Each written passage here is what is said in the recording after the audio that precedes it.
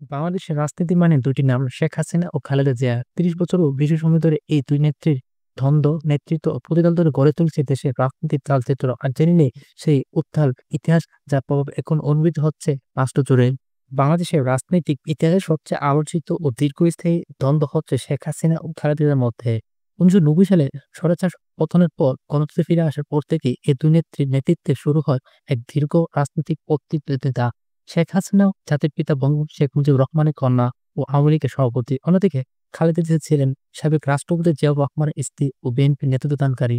১৯৯১ সালে প্রথম গণভোটে খালেদা জিয়া প্রধানমন্ত্রী নির্বাচিত হন। এরপর ১৯৯৬ সালে ক্ষমতায় আসেন শেখ হাসিনা। ২০০১ সালে আবার খালেদা জিয়া প্রধানমন্ত্রী হন এবং ২০০৪ সালে নির্বাচনে শেখ হাসিনা বিপুল ভোটে জয়লাভ করে পুনরায় প্রধানমন্ত্রী হন এবং এরপর টানা ক্ষমতায় আছেন। এই ৩০ বছরে দুজনের মধ্যে রাজনৈতিক সমবেত চেয়ে দ্বন্দ্ব বেশি ছিল।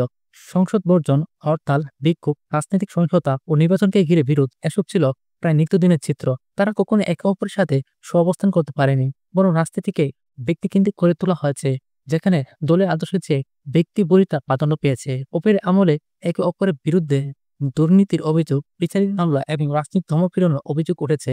তবে এই দ্বন্দ্বের মাঝে বাংলাদেশের অর্থনীতি ও অবকাঠামোগত অগ্রগতি করেছে, যা অনেক ক্ষেত্রে শেখ হাসিনার নেতৃত্বাধীন সময় বেশি দৃশ্যমান। অন্যদিকে খালেদা জিয়ার শাসনামলে বহুদলীয় গণতন্ত্রের প্রাতিষ্ঠানিক রূপ গ্রহণ করে এবং প্রভাবশালী বেসরকারি খাতের প্রসার ঘটে।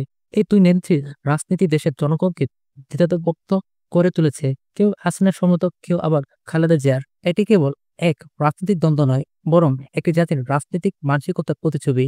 আজও বাংলাদেশের ভবিষ্যতের রাজনৈতিক গতি প্রকৃতি এই দুর্নীতির উত্তরসূরি ও আদর্শ দ্বারা প্রভাবিত হচ্ছে। তাই শেখ হাসিনা বনাম খালেদা জিয়া এই ইতিহাস জানার মধ্যে লুকিয়ে আছে বাংলাদেশের গত ৩০ বছরের গণতান্ত্রিক গতিপথ।